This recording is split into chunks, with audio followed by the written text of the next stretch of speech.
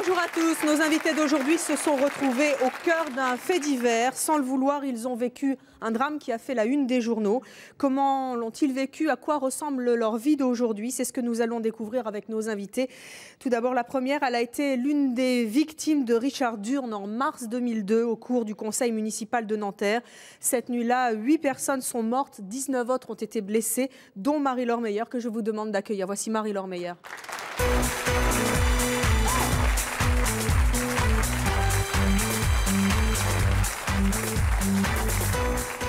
Jackie Ben-Simon a été pris en otage dans sa voiture par Florence Ray et Audrey Maupin, que l'on a surnommé après les tueurs de flics. C'était le 4 octobre 1994. Il roulait tranquillement place de la Nation à Paris quand il a été pris en otage par les deux tueurs. Le voici.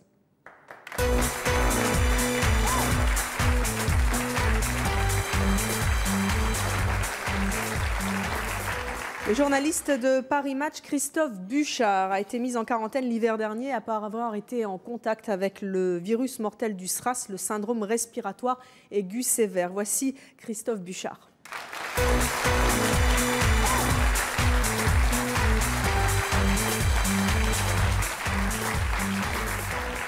Le 9 juillet 2000, le preneur de son de la rédaction de France 2, Roland Madura, a été lui pris en otage par des rebelles sur l'île de Jolo avec deux de ses confrères, Maryse Burgot et Jean-Jacques Le Garec.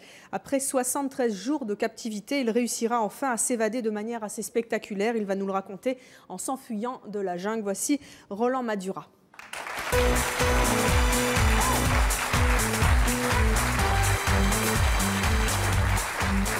Merci à tous les quatre d'avoir accepté notre invitation. Jackie Ben-Simon, on commence par vous. Le 4 octobre 1994, vous étiez tranquillement en train de rouler, place de la Nation à Paris, lorsque vous vous êtes retrouvé au cœur d'une fusillade entre des policiers et une voiture de taxi. Après la mort de deux policiers, le chauffeur de ce taxi est à son tour tué. Les deux passagers, Florence Ray et Audrey Maupin, exact, on l'a su après, vous prennent alors en otage dans leur voiture. Au départ, vous étiez avec votre cousin dans votre voiture. Je roulais normalement, je me dirigeais vers le boulevard de Ménilmontant. À quel moment vous avez compris qu'il était en train de se passer quelque chose? Au début, on n'a pas compris, on était au feu rouge, on attendait que le feu passe au vert. Et on voit un taxi brûler un feu rouge et percuter de plein fouet une voiture de police. Bon, au début, j'étais avec mon cousin, on a rigolé parce que j'ai dit, non seulement il grille un feu rouge, mais en plus il rentre dans une voiture de police. Alors lui, il est bon, lui. Et on n'a même pas eu le temps de finir de rigoler que là, c'était l'enfer, quoi. C'est des coups de feu ont surgi de la Renault 5, de la 406 de policiers. Oui. Et donc, ça a tiré de partout. J'ai commencé à comprendre de ce qui se passait réellement, quoi. Vous étiez toujours arrêté au feu rouge? J'étais au feu rouge. Qu'est-ce que vous avez fait? Vous êtes planqué? Vous avez regardé? Vous étiez loin? Au début, on n'a pas compris. On a mis un petit peu, au moins 10 secondes à réaliser ce qui se passait. Et on a entendu des coups de feu. On se demandait ce qui se passait. Et à un moment, on voit le chauffeur de taxi s'écrouler par terre, un autre policier s'écrouler par terre. Là, on a compris qu'il se passait quelque chose de grave. Je me suis éjecté de mon véhicule et j'ai voulu faire une marche arrière pour pouvoir me sauver. Mais malheureusement, il y avait une voiture qui s'était mise entre-temps derrière moi, donc j'ai calé. Et la voiture ne voulait plus démarrer. Alors on a décidé, moi et mon cousin, de sortir du véhicule pour se mettre à l'abri des projectiles qui fusaient de tous les sens. Donc on était accroupis derrière ma voiture et il y avait deux corps de policiers allongés par terre avec les yeux... À côté de vous? À côté de moi, quoi. Et ils avaient les yeux fixés sur moi en disant, je sais pas, quoi. C'était assez étrange. J'ai décelé la mort chez eux, quoi. C'est la première fois que je voyais des morts. Et au début, je savais pas qu'ils étaient morts, quoi. Mais quand j'ai vu avec la commissaire des lèvres un petit peu de sang et ils bougeaient plus, là, c'était la panique est rentrée en moi, quoi. Et on a décidé de rester terrés derrière notre voiture. Ensuite, Audrey Maupin s'est approché du véhicule, il s'est rabaissé, il a pris les armes des policiers, il les a mis à son ceinturon et il a fait le tour de mon véhicule. Vous aviez compris que c'était un malfaiteur? Parce que je suppose que tout va très vite, on ne voit pas trop bien qui fait quoi, qui est qui.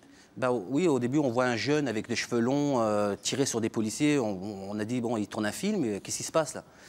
Et ça a l'air irréel. Ça a l'air complètement irréel. Mais bizarrement, pendant tout ce temps-là, la place de la Nation était restée comme arrêt sur image, pas un bruit, tout le monde était figé, tout le monde restait caché derrière leur véhicule ou derrière des pleins de terre. Et donc Audrey Maupin s'est baissé, a pris les armes des policiers.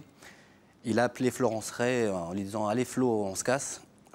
Florence Ray est arrivée, elle est montée dans mon véhicule. Il m'a demandé de prendre le volant du véhicule pour pouvoir se sauver. Donc, Elle vous l'a demandé comment? Comment ça se passe dans ces cas-là? Au début, nous, on était donc accroupis à la voiture. Et Audrey Maupin se dirige pour partir d'une autre direction. Nous, on s'est dit, ça y est, on est sauvé d'affaires, on est sorti d'affaires, on ne risque plus rien. Et à ce moment-là, il se retourne vers moi et son regard tombe sur mes yeux, quoi. Et, à quoi vous avez pensé quand vous avez croisé son regard? Je ne pensais plus à rien parce que j'avais tellement peur, je tremblais de tous mes membres. C'était vraiment, mon corps bougeait avec mon cœur, en fait. Et j'arrivais même plus à respirer. Il s'est approché de moi en rechargeant son fusil à pompe. Il a armé son pistolet juste devant moi. Je dis, ça y est, il va tirer. Et là, j'ai commencé à paniquer. Je dis, ne me faites pas de mal, je vous emmène où vous voulez.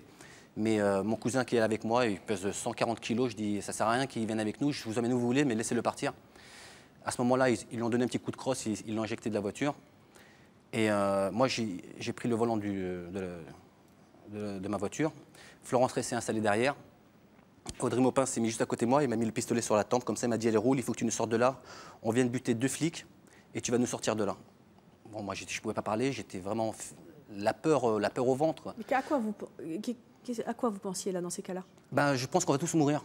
Je pense qu'on va tous mourir parce qu'on ne comprend pas ce qui se passe encore. On est dans un autre monde, on est dans un film, on rêve. Mais là, à cette minute précise, quand vous avez le pistolet sur la tempe et qu'il vous dit il faut me sortir de là, vous pensez à quoi? Vous faites des calculs, vous vous dites il faut que je roule vite, il faut que je fasse le maximum pour les sauver. Les désarme, il faut quoi? Il fallait absolument que je les sauve eux pour sauver ma vie en fait. Donc il m'a mis le pistolet sur la tempe et alors là je lui ai dit écoute, moi je sors de prison, je suis rentré dans l'argent en fait. Il dit, je sors de prison, ma femme elle est en train d'accoucher, je suis papa d'un petit garçon, tu vas pas me faire de mal. C'était pas le cas, évidemment. C'était pas le cas. Et je sais pas pourquoi, j'ai inventé cette histoire, c'était l'instinct de survie peut-être. Et là, il m'a dit, bon, roule. Il m'a tapé sur ma jambe, il m'a dit, bon, toi, t'es un de chez nous. Bon, ça m'a un peu décompressé. Je me suis dit, bon, ils m'en veulent pas à moi. Il a enlevé son pistolet de ma tempe, et là, il s'est mis à la fenêtre, il a commencé à tirer sur les policiers qui nous suivaient. C'était comme une diligence avec les Apaches derrière, quoi. Florence Ray, qui était sur la banquette arrière, elle essaie de charger son fusil à pompe. Et Audrey Maupin, à un moment, lui prend le fusil à pompe et lui demande de se baisser, alors qu'il y avait un motard qui nous suivait. Et à travers la lunette arrière, il a tiré un grand coup de feu. Alors, évidemment, le fusil était à proximité de mon oreille, ça a fait un boom dans ma tête. Il y avait l'odeur du soufre, il y avait toutes les débris de la plage arrière qui ont explosé dans la voiture. Et on a commencé à rouler. Et j'ai vu le motard s'écrouler. Il est tombé, en fait, il avait reçu une balle en pleine visière. Et là, je me suis dit, on va tous y passer, on est mort, c'est fini. Je pensais à ma famille, je pensais à toute ma vie, quoi. Toute ma vie a défilé en espace de quelques secondes. Et après, on a été pris en chasse par 2-3 voitures de police. Alors là, c'était vraiment l'enfer. On a tapé 17 voitures. J'ai créé une 3e file. J'ai monté sur les trottoirs, j'ai grillé des feux rouges. Et tout ça, c'est la menace de Florence Ray qui était derrière moi, qui me chatouillait le bas du rein avec son fusil à pompe. Et à un moment, on se retrouve seul dans le bois de Vincennes. Et je me suis dit, là, je suis le seul témoin. Ils ont pas eu peur de tuer 3 personnes. Je ne vois pas pourquoi ils me laisseraient en vie, quoi. Et au moment, il m'a dit, bon, tu redémarres et prends à travers les bois. On a pris à travers les bois, puis on a atterri sur la fameuse route de Gravel. J'ai pris cette route. Et là, j'ai accéléré à fond, quoi. Il m'a dit, allez, accélère. On était déjà à 140 km/h. Il y avait tout l'air, tous les carreaux étaient cassés du véhicule. Donc il faisait froid en plus, c'était en octobre 1994. J'avais la peur, il faisait froid, je transpirais, c'était un mélange de tout ça. Et c'était vraiment irréel. Et jusqu'au moment où il y a eu un barrage de police. Et c'est là que Florence Ray m'a dit, si tu t'arrêtes, je te bute. Alors j'avais aucune autre solution, j'ai accéléré de toutes mes forces, j'ai fait ma prière. Et à 100 mètres du barrage de police, bon, ils étaient tous positionnés en position de tir, il y avait des lumières bleues de policiers, ils avaient fait une sorte de barrage devant moi. J'ai pris la décision de rentrer dans ce barrage, parce que sinon c'est elle qui allait me tuer. Et je ne sais pas pourquoi, au dernier moment, je tremblais de tous mes membres, j'étais obligé de me caler sur mon siège parce que ma jambe tremblait tellement que la voiture broutait comme ça. Et à ce moment-là, j'ai tiré le frein à main de toutes mes forces, sans calculer les conséquences qu'il y a eu. La voiture a fait 3 tours, la tête d'Audrey Maupin a tapé sur le pare-brise. J'ai ouvert la portière et je me suis éjecté du véhicule. Et là, j'ai été atteint par une balle au genou. Audrey Maupin a été atteint aussi à la tête et au ventre, à l'abdomen, je pense. Et ça s'est fini avec un autre motard qui est venu derrière, qui a été tué sur le coup, quoi. C'est à ce moment-là que vous avez été pris en fait pour un complice. J'ai été pris pour le troisième homme, le fameux troisième homme.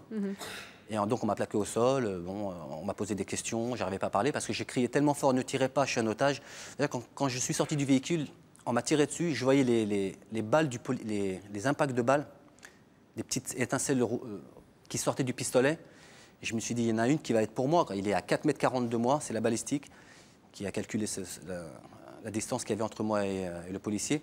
Donc il y avait 4,40 m, obligé qu'il va m'avoir. Et en fait, il a vidé son chargeur sur moi, il m'a raté, une chance. Et c'est un autre motard par derrière qui m'a eu au genou. Et là, je me suis littéralement écroulé. Et Audrey Maupin, qui était allongée sur ma droite, avait reçu aussi une balle dans l'abdomen. Florence Ray a été interpellée, elle s'est baissée, elle l'a embrassée. Et puis ils l'ont embarqué. Ça ressemble, tel que vous le racontez, à un film, un très mauvais film. C'est-à-dire que quand je me suis retrouvé à l'hôpital, je me suis dit, je rêve, mais qu'est-ce qui se passe? J'ai cru que c'était moi qui avais fait ça, quoi. C'était un choc tellement fort que je me suis dit, mais Jackie, qu'est-ce que tu as fait? Tu as tué des policiers? Tu as tué 3 policiers, un chauffeur? Et ça ne collait pas avec mon personnage déjà. Et de là, j'ai développé une dépression post-traumatique sévère. Et à partir de là, ma vie a complètement changé, quoi. J'étais plus le même homme. J'avais peur de tout et de rien. Je pleurais pour un oui, pour un non. C'était des palpitations, des peurs. La peur de Florence Ray, je ne sais pas pourquoi, j'ai eu peur d'elle. Jusqu'à maintenant, son visage me hante, ses mots me hantent. Florence Ray? Florence Ray, oui. Ces mots me hantent, cette fameuse phrase « si tu t'arrêtes, je te bute ». Alors je ne sais pas si elle l'aurait fait, mais en tout cas, il y avait de la détermination dans ce couple. Et ce qui est terrible, c'est qu'on a le sentiment que 9 ans après, vous vivez toujours l'histoire comme si elle venait juste de se dérouler dans votre vie. Parce que ça a été tellement fort, tellement intense, une peur indescriptible. C'est-à-dire qu'on a l'impression que, comme je disais tout à l'heure, c'est le cœur qui bouge avec le corps, quoi. J'étais comme ça, j'avais jamais eu autant peur de ma vie que cette soirée-là. Et donc, ça m'a beaucoup marqué. J'ai été suivi par des psychiatres qui ont essayé de m'aider. Et vous faites toujours des cauchemars, vous revoyez. Je fais toujours des cauchemars jusqu'à présent. Je fais toujours des cauchemars. Je revois la scène, je revois ces paroles. On vient de buter 2 flics. Tu vas nous sortir de là. Ne t'arrête pas, sinon je te bute. L'odeur du soufre, je la ressens encore. Dès que je repense à cette soirée-là, je ressens encore l'odeur du soufre qu'il y avait dans la voiture. Il y avait des feuilles mortes qui rentraient, c'était en automne, il n'y avait plus aucun carreau dans la voiture. Donc tous ces petits détails me font vraiment... ça me faisait beaucoup de mal. Bon là, ça va mieux, mais les premiers mois, les premières années, c'était l'enfer. Vous repensez souvent à Florence Ray qui est en prison, puisque Audrey Maupin a été tuée lors de l'assaut final. Elle est en prison, elle purge 20 ans de réclusion criminelle. Ouais. Quand vous pensez à eux deux, vous pensez à quoi aujourd'hui? Je pense que c'est... En fait, c'était pas prémédité, quoi. Je pense que c'était les circonstances qui ont fait que... Mais quel sentiment vous avez à leur égard? Moi, c'est la pitié. Je ressens beaucoup de pitié pour Florence Ray parce qu'elle ne colle pas du tout avec le personnage d'une meurtrière. Pendant la reconstitution, quand le juge m'a demandé est-ce que c'est elle, j'ai dit non. Vous l'avez revue? Oui, je l'ai vue. Pendant la reconstitution, les confrontations avec elle, je l'ai vue plusieurs fois. Et j'ai toujours eu du mal à croire que c'est elle qui a fait ça, quoi. Je dis, c'est pas possible. Elle a quel âge? Elle a 16 ans, elle a 15 ans, elle avait les cheveux courts, elle avait un petit visage d'ange. Et cette question m'a toujours hanté. Et je sais ce que c'est vraiment elle. D'ailleurs, quand j'étais au cabinet du juge d'instruction, il m'a dit, est-ce que vous reconnaissez Je lui ai dit non, c'est pas elle. Alors là, stupeur dans le cabinet du juge d'instruction, tous les avocats se sont regardés. Je dis, comment le témoin numéro 1 ne reconnaît pas Florence Ray? Non, j'arrivais pas à le reconnaître parce que ce soir-là, c'était irréel, quoi.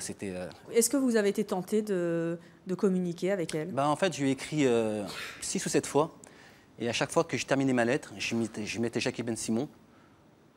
Une angoisse incroyable, le cœur qui palpite. Je prenais la lettre et je la déchirais. C'est 6 fois de suite que j'ai essayé de lui écrire, mais j'y arrive pas. Qu'est-ce que vous voulez lui dire?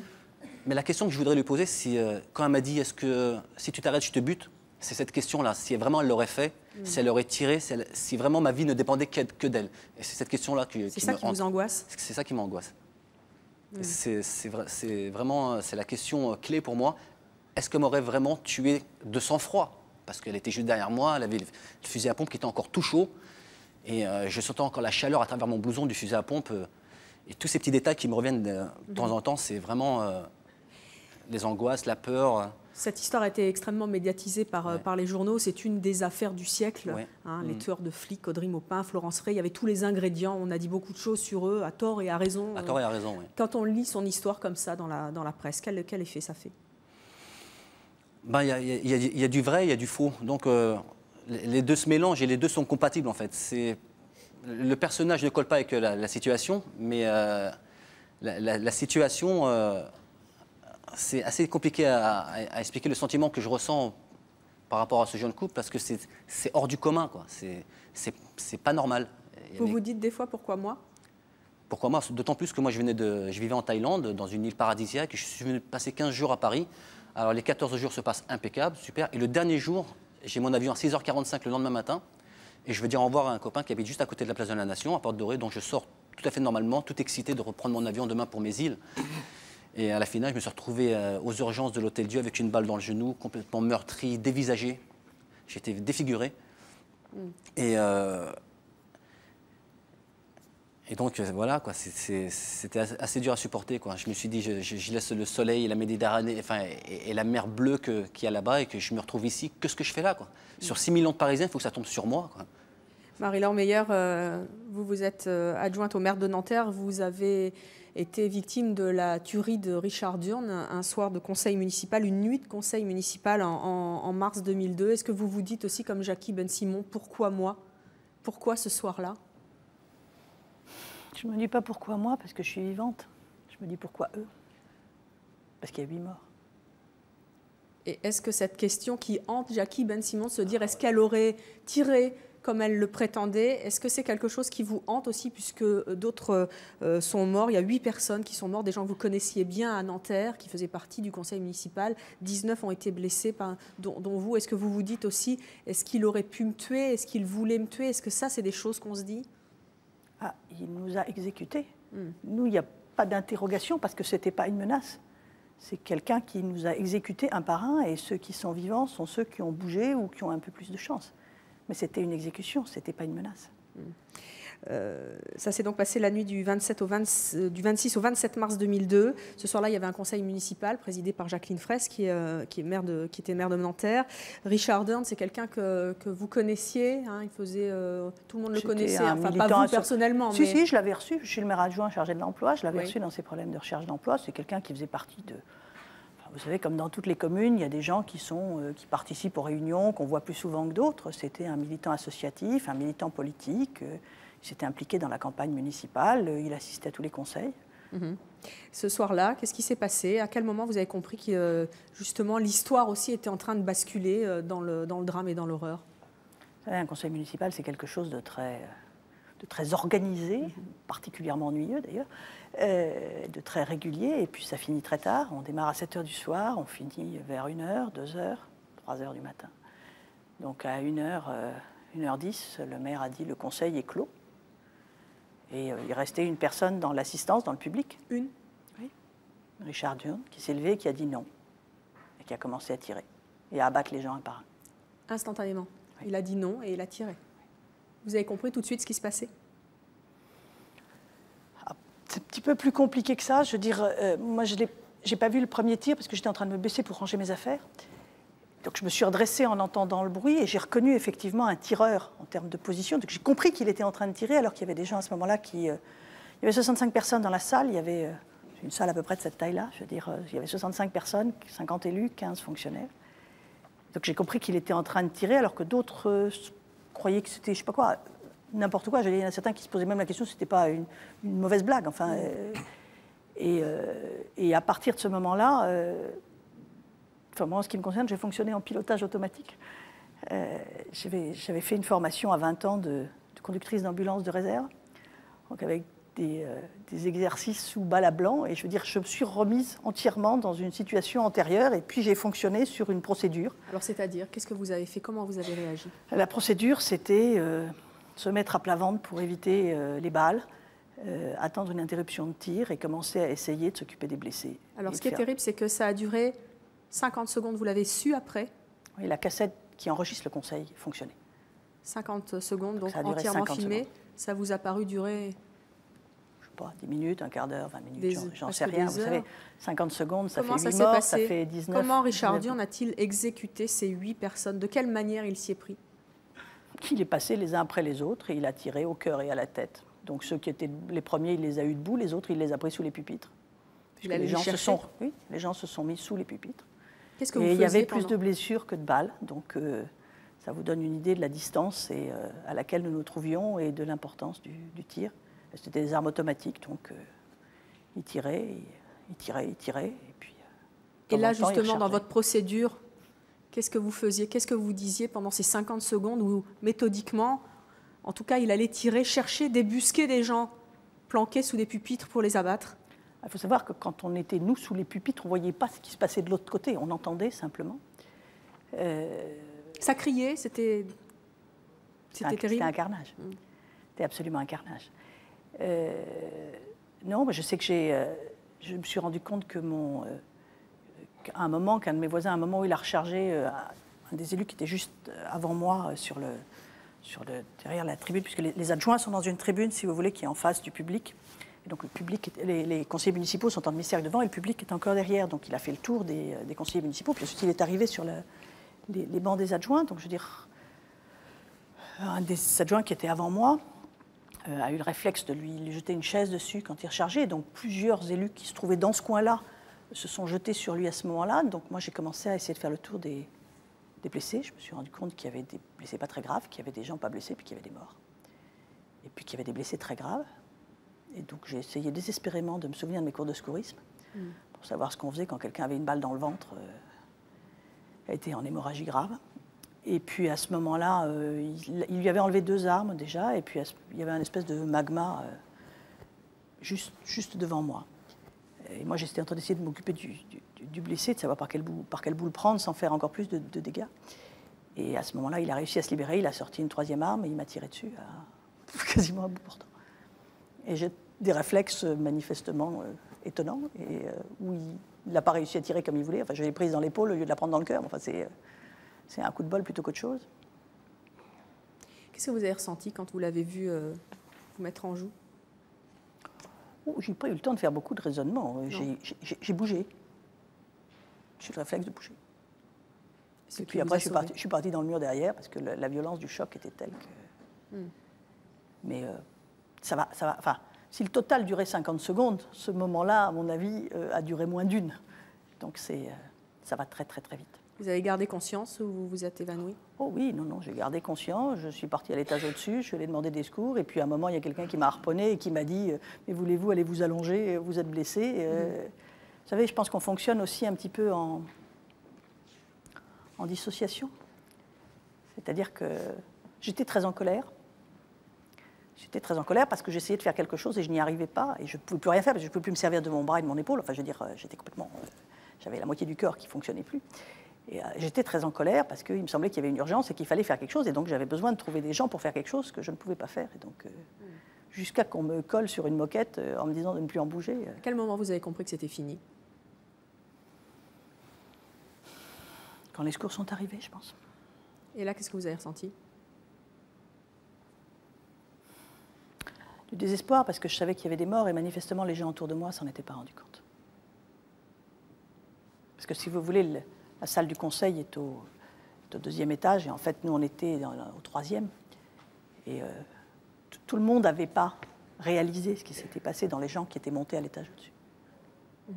C'était en mars 2002, quand vous racontez, vous aussi, votre film dramatique, comme l'a fait Jacky Ben-Simon. Est-ce que vous êtes encore dedans? Qu'est-ce que vous ressentez? Je ne sais pas si je suis encore dedans ou si c'est en moi. C'est un petit peu différent. Moi, je ne suis plus dedans, mais je le porte en moi, oui, certainement. Ce que je ressens, c'est toujours une colère. Une colère parce qu'on vit en démocratie et qu'en démocratie, exécuter des élus, c'est abracadabrant. La démocratie, c'est le contraire de la guerre. Je veux dire, en guerre, quand on a des gens dont on ne veut pas, on les tue. En démocratie, on ne les tue pas, on les change. Je veux dire, c'est à ça que servent les élections. Et qu'il y a un côté complètement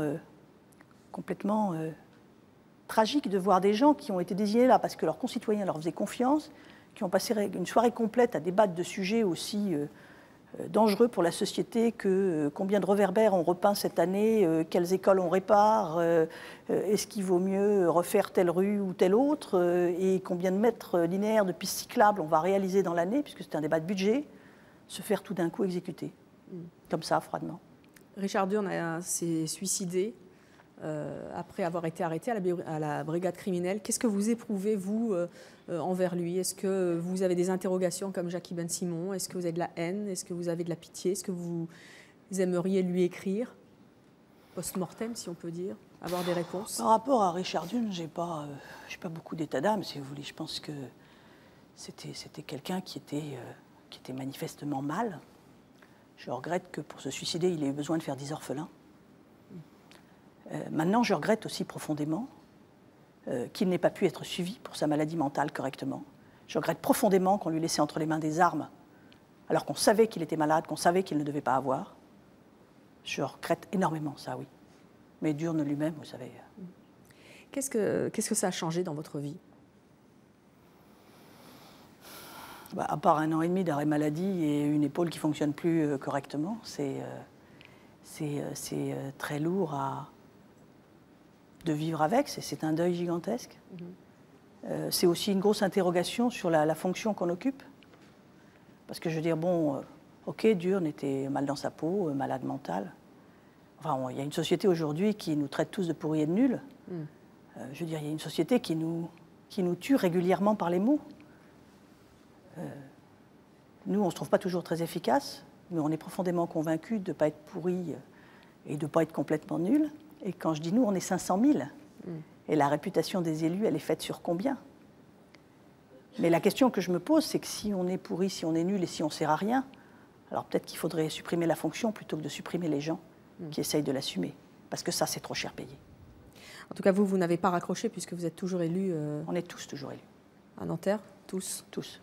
Vous avez écrit un livre qui s'intitule « Qui veut tuer la démocratie » aux éditions de Noël. Ce livre, ça vous sert aussi à faire le deuil? Peut-être. Ça me sert surtout à essayer de dépasser le fait divers, à essayer de poser les questions sur lesquelles j'aimerais bien avoir des réponses, à essayer peut-être d'apporter aussi des réponses sur à quoi je pense que nous servons en tant qu'élus. Je veux dire, parce que je dirais, Jacky Ben-Simon, lui, il a été pris en otage par hasard. Nous, on a été exécutés délibérément. Je veux dire, vous savez, un conseil municipal, c'est un lieu particulier. Je veux dire, on a été choisi. Il s'adressait vraiment aux élus. Il n'aurait pas pu aller faire ça dans un supermarché, une cour d'école. C'est assez difficile de ne pas considérer quand même quelque part que ce n'est pas que les personnes qui la visent, c'est aussi la fonction. D'autant plus que beaucoup d'entre nous le connaissions et que l'acte dans sa démesure dépassait complètement les individus qu'il a tués. Il a tué des gens avec qui il avait fumé une cigarette 5 minutes avant. Il a tué des gens qu'il voyait régulièrement. Il a tué des gens qu'il ne connaissait pas. Enfin, et il n'a pas tué un seul fonctionnaire. Enfin, je veux dire, c'était la fonction d'élu qu'il tuait. Et justement, face à ça, qu'est-ce que ça change d'être confronté à la mort? Qu'est-ce que ça change dans la vie quand on l'a frôlé tout près, là? C'est pas la première fois qu'on frôle la mort. Par contre, ce qui change, c'est que encore une fois, c'est un deuil énorme, donc c'est ce côté irréparable. C'est ce côté complètement... on a l'impression... c'est pas tout à fait un film, on a l'impression qu'on a basculé. Qu'il y a quelque chose, tout d'un coup, on est passé d'un espace de paix et de débat, certes houleux, mais enfin, je veux dire, où ça reste dans les mots. Et puis tout d'un coup, on change de société. On est dans les choses qu'on voit à la télé. Je veux dire, on n'est plus dans un espace de paix et de débat. On est dans un espace d'affrontement, de loi du plus fort, de « si tu fais pas ce que je te dis, je te tue ». Vous avez peur de temps en temps de retourner au conseil municipal? Vous savez, je pense que si vous claquez une porte ou si vous laissez tomber un crayon, vous avez la moitié du conseil municipal de Nanterre qui se met à 4 pattes. Mais ça... Jacky Ben-Simon, vous aussi, vous avez voulu écrire un livre qui s'intitule « L'otage, la tuerie de la nation ». Vous l'avez écrit avec Marie-Christine Denis aux éditions Cheminement. À quoi ça vous a servi, ce livre? Ça m'a beaucoup aidé à exorciser cette affaire. J'avais besoin que les gens sachent vraiment que j'étais une victime. Parce que je m'en suis un peu voulu, contrairement... Mais pourquoi moi? Il y a eu beaucoup de familles qui ont été tuées, la famille des policiers, des femmes que j'ai revues à la reconstitution. des femmes, des enfants, ça m'a vraiment bouleversé et ça m'a permis vraiment d'exorciser cette affaire, quoi. Depuis que j'ai écrit ce livre, je me sens beaucoup mieux, les gens ont un autre regard sur moi et ça me fait du bien. Christophe Bouchard, vous êtes journaliste à Paris Match. En mars 2003, l'OMS, l'Organisation mondiale de la santé, donne l'alerte sur un nouveau virus qui fait son apparition en Asie et qui a par la suite semé la panique dans le monde entier, le fameux SRAS, syndrome respiratoire aigu sévère. Vous décidez de partir couvrir cette actualité de l'autre côté de chez nous, sans savoir à l'époque que le virus était extrêmement dangereux et surtout extrêmement contagieux. Et vous l'avez appris à vos dépens après, parce que vous avez été directement mis en contact avec ce virus en Asie. Et bien, vous vous êtes retrouvé en quarantaine en rentrant en France seul et isolé face à vos angoisses. À quel moment est-ce que vous vous êtes rendu compte que c'était grave et que vous aviez été mis en contact avec ce virus ? Je me suis rendu compte que c'était grave en arrivant au Vietnam, devant cette clinique française qui était isolée déjà du monde, où les commerçants qui étaient dans les rues avoisinantes avaient fermé leurs fenêtres, plus personne ne circulait sur les trottoirs. Et c'était une clinique fantôme où à l'intérieur, il y avait peut-être 50 malades qui étaient en train de se débattre pour s'en sortir. Une poignée de médecins français, des héros, qui restaient avec eux, qui sont restés dans cette clinique pendant peut-être 3 semaines sans jamais essayer de donner le contact. Mais moi, le problème, c'est que j'étais journaliste, donc il a fallu quand même que j'aille dans cette clinique. Et ce qui était très, très étonnant, c'était le silence de mort. Alors les médecins qui étaient épuisés, on les sentait fatigués, cassés. Et parmi tous ces médecins, il y avait un Italien qui est arrivé, qui a regardé ça et qui s'est dit, ça va être un gros, gros problème. Et si jamais je prends le virus, c'est un monstre de santé, ce type-là. Et si je prends le virus, ça veut dire que c'est très grave. Et 3 jours après, il prend sa température, il a 42 fièvres, 5 jours après, il est mort. Comment vous avez réagi? Vous avez compris que là, c'était vraiment grave. Ouais. Vous avez pourtant continué à faire votre travail. Ouais. Pourquoi? Je ne sais pas, j'ai peut-être le goût du risque, mais... Quelles précautions vous preniez? Alors, on ne connaissait pas bien le virus au début, donc c'était des masques, tout simple, et puis des gants. Alors les petites précautions que je prenais en plus, c'est que je nettoyais mes vêtements tous les jours. Si on parle de la maladie, quand on rentre le soir, après avoir passé une journée dans cette clinique, on se dit, à la première bouffée de chaleur, ça y est, c'est bon. Vous en aviez? J'en ai eu, 2 ou 3. Et alors? J'en ai parlé avec un des médecins qui m'a dit que si ça se trouve, lui, comme les autres médecins, comme on ne connaissait rien à cette maladie, on n'y connaissait vraiment rien, que peut-être qu'on l'avait déclenché, mais qu'on l'avait guéri spontanément. Je ne sais pas, je sais toujours pas. Si ça se trouve, je l'ai pris, ce virus, et je ne le sais pas. Est-ce que vous aviez peur? Non, parce que j'ai l'habitude d'avoir peur, donc c'est un peu mon métier. Mais, là, c'est un peu différent aussi. Ça m'a fait exactement le même effet que quand je suis allé à Tchernobyl. C'est un ennemi invisible. C'est là, dans l'air. Vous avez voyagé en Asie, ouais. Vous avez pris les transports. Ouais. Comment ça se passait? Ça allait bien parce qu'en Asie, il n'y avait plus personne dans les avions. Donc, il y a des hôtesses de l'air. Je crois que j'ai fait le Vietnam, Singapour. J'étais tout seul en classe à faire et il y avait 3 passagers derrière. Donc sur un A320, on n'était pas serré. Mais vous preniez des précautions aussi par rapport aux gens que vous rencontriez, les hôtesses de l'air qui font beaucoup de... Non, mais les hôtesses de l'air prenaient leurs propres précautions, on ne s'approche pas. Alors, comment ça se passait? Le plateau repas, c'est servi comme ça. Oui.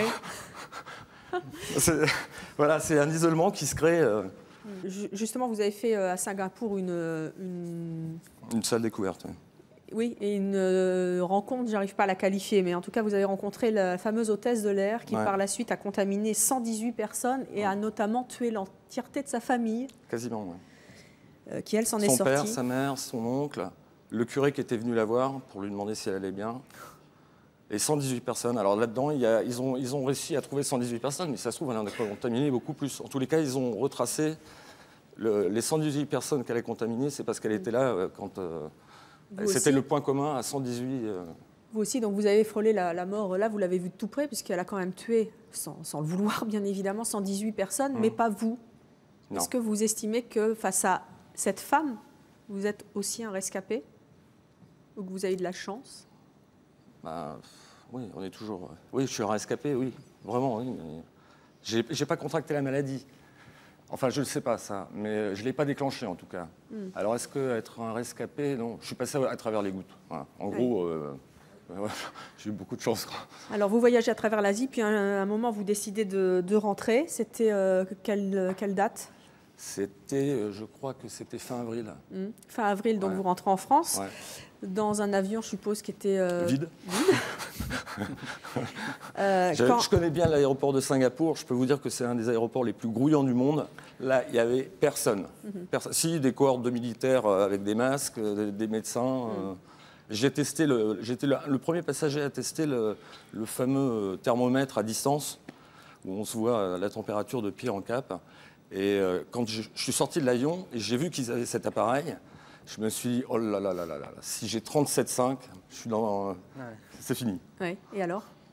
Eh ben, je sais pas, mais ils m'ont laissé passer. Mais ils ont arrêté un passager derrière. Ah ouais, et puis ils n'ont pas fait dans le détail. Hein. C'est-à-dire? Les militaires sont arrivés, ils lui ont mis une blouse, collé un masque et ils l'ont emporté comme si c'était un pestiféré qu'il fallait tout de suite retirer du... Oui, mais la contamination Ouais. était là. Vous êtes donc rentré en France. Comment ça s'est déroulé ce retour? Est-ce qu'on vous a attrapé en vous disant dites donc, vous revenez d'Asie, vous êtes suspect? Et je l'ai appris très vite parce que j'ouvre la porte. Donc, il y avait le tapis roulant avec marqué arrivée du Vietnam. Et je vais avec mes bagages. Le taxi m'ouvre le coffre, je mets mes bagages. Il me regarde, il me dit vous arrivez d'où? Alors je lui dis du Vietnam. Il a pris les bagages, il les a déposés. Vous Il a dit, avez allez dû prendre changer de celui taxi. derrière. Et j'ai été obligé de laisser passer 15 taxis qui se refilaient le mot. En disant celui-là, il ne faut pas le prendre. Vous avez été mis en quarantaine. On vous a dit quoi? Vous étiez On m'a filé une reclus? liste de tout ce qu'il ne fallait pas que je fasse. Oui. Et plutôt que ce qu'il fallait que je fasse, c'est-à-dire à la maison porter un masque, tout désinfecter, salle de bain, tout ce que je touchais, il fallait le désinfecter. Mais vous n'étiez pas enfermé dans un caisson, je sais Non. trop où. Non, vous non, étiez non. à la maison. À la maison. Et vos proches, comment est-ce qu'ils ont La réagi? femme de ménage, elle n'est jamais revenue. Ouais. Je ne l'ai pas vue. Non, elle n'est même pas revenue du tout.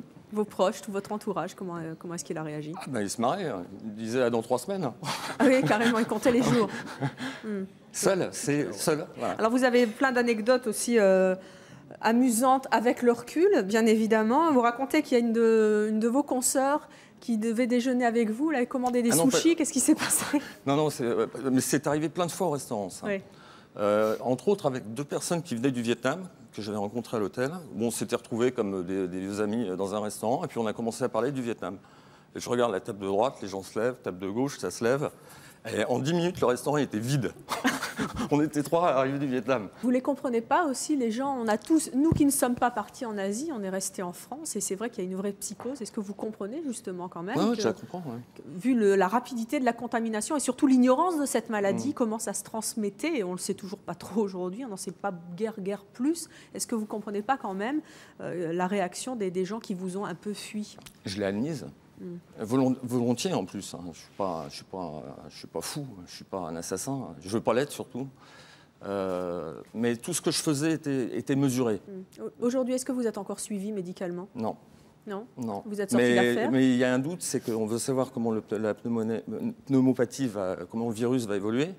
Et on ne sait pas si, par exemple, en repartant dans l'hiver qui va venir, ou en avril, les gens qui sont passés à travers une première fois, mais qui ont peut-être une souche résistante, puissent déclencher la maladie. Au revoir. Eh bien, on vous souhaite d'être passé au travers définitivement, Christophe Buchard. Roland Madura, vous êtes preneur de son. Le 7 juillet 2000, vous partez pour les Philippines faire un reportage sur les rebelles du groupe Abu Sayyaf qui détenaient à ce moment-là des otages occidentaux. Vous vous retrouvez vous-même otage avec 2 de vos confrères, la journaliste Maryse Burgot et Jean-Jacques Le Garrec de France 2. Vous êtes resté en tout 73 jours de captivité dans la jungle, du 9 juillet au 20 septembre 2000. Votre consoeur, Maryse Burgot, a finalement été libérée fin août et vous avez décidé, dans des circonstances que vous allez nous raconter dans quelques instants, de vous enfuir avec votre confrère, de vous enfuir à travers la jungle. Racontez-nous, comment est-ce que vous avez été amené à être prise en otage? Nous sommes partis faire un reportage sur le groupe Abu Sayyaf. Nous sommes arrivés le 9 juillet Et lorsque vous rentrez, sur des terrains dangereux, lorsque vous rentrez en contact avec certaines personnes, vous devez avant contacter d'autres personnes qui vont vous mettre en relation avec les rebelles. Voilà. Et un de ces contacts, qu'on avait contacté la veille, nous dit, il n'y a pas de problème, je suis en contact avec les rebelles, je peux vous favoriser l'entrevue que vous désirez avoir.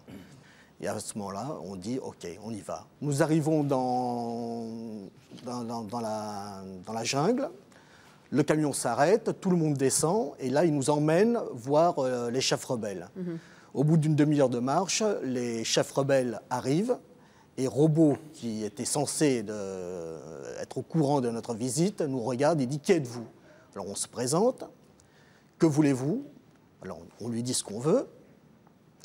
Et il regarde son copain Moudjib, un autre chef rebelle, et il dit « J'ai dit que je ne voulais pas voir de journalistes. » Et c'est à ce moment-là qu'on sent qu'il y a quelque chose qui ne va pas. À quoi vous avez pensé, là? C'est difficile à dire.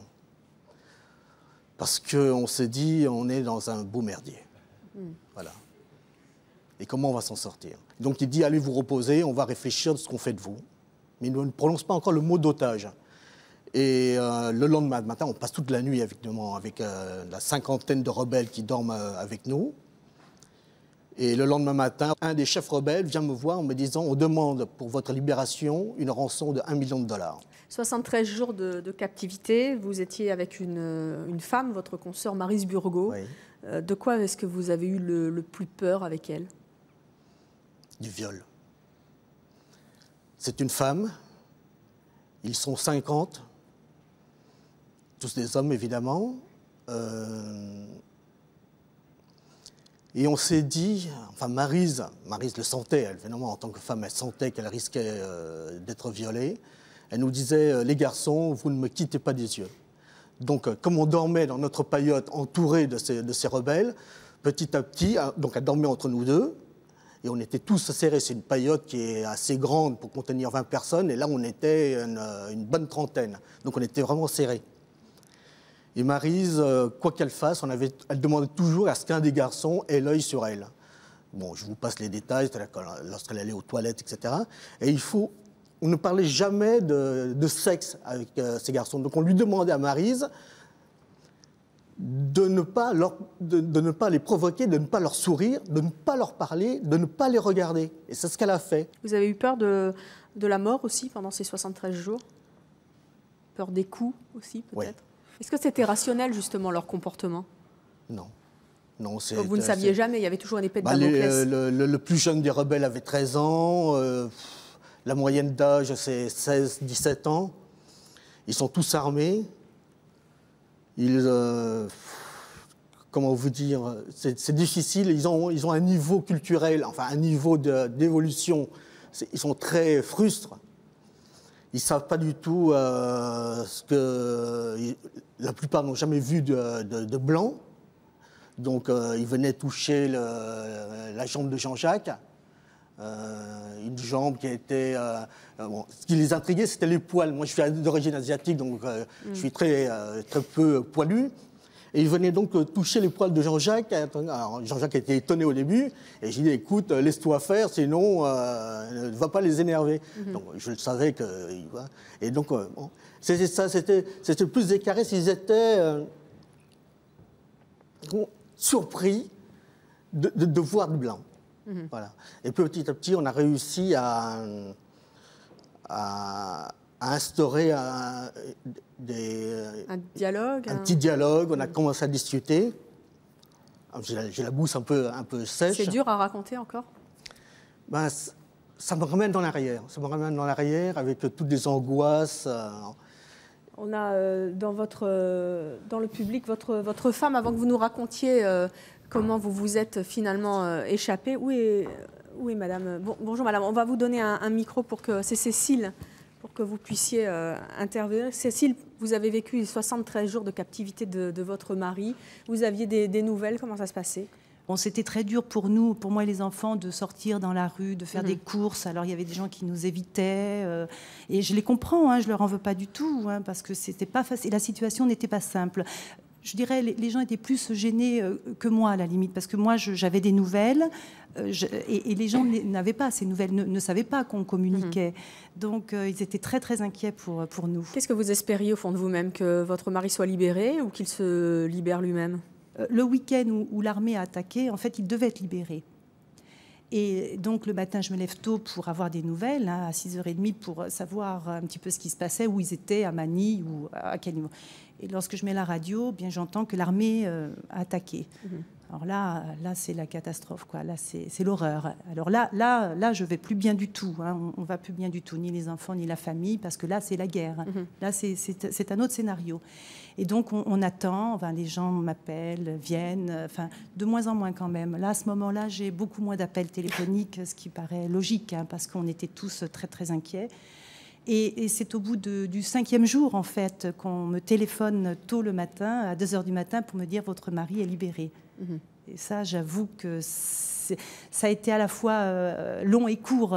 C'est vrai que j'étais partie encore pour des jours et des jours d'angoisse, où là, vraiment, c'était la guerre, c'était autre chose. Roland Madura, comment est-ce que vous avez décidé, à quel moment, non, pas plutôt à quel moment vous avez décidé de vous évader, mais au moment, à l'instant T, quand il faut se sauver, vous étiez dans un camion, c'est ça, ou vous étiez en train de partir avec des otages? On fuyait les bombardements. Oui. Il n'y a pas de moment T, en fait. Alors, on se jette, et là, l'évasion... Comment est-ce qu'on décide que c'est là? Pendant 3 jours, on marche avec les rebelles pour fuir les bombardements. Donc, on sait qu'on va y passer. Voilà. Et à partir de là, il faut se mettre dans la tête qu'on ne peut pas les suivre éternellement. Il va falloir à un moment leur fausser compagnie. Et le dernier soir, enfin le soir au bout de la 3e nuit de marche, alors marcher la nuit, c'est effectivement vous marchez avec la main sur celui qui vous précède, sur l'épaule de celui qui vous précède.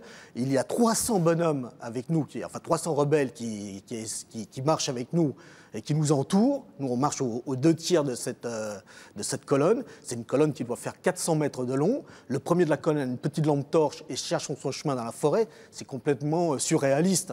Et ils connaissent l'île sur le bout des doigts. Et ils finissent par retrouver leur chemin. Ils savent où ils vont. Bon. Et à un moment où on se décide de traverser, on traverse une route nationale. Et là, la route nationale, c'est une guerre où les rebelles ont peur de l'armée et l'armée a peur des rebelles. C'est une guerre où les 2 belligérants ont peur l'un de l'autre. Et là, ils nous font traverser par petits paquets, parce qu'ils ont peur que les camions militaires se mettent en embuscade sur cette route bitumée, et au moment de leur passage, ouvrent le feu. Et ils nous font traverser par petits paquets. Et au moment où on traverse, on traverse en courant, et là, en essayant de faire le moins de bruit possible, on traverse de l'autre côté. Donc les gens qui ont traversé avant nous, de nouveau, se remettent la main sur l'épaule et commencent à dégager le terrain pour les suivants. Nous, au moment où on traverse, de l'autre côté, il y a une petite bâtisse. Et là, d'un coup, je ne sais pas pourquoi, tous les deux, on s'est blottis contre la bâtisse. Sans se parler. Et on s'est accroupis. Et tous les rebelles qui étaient avec nous, étaient la petite trentaine, c'est à ce moment-là regroupés et on commençait à dégager cet espace, de façon à laisser de la place pour ceux qui nous suivaient. Et à partir de là, on était immobiles.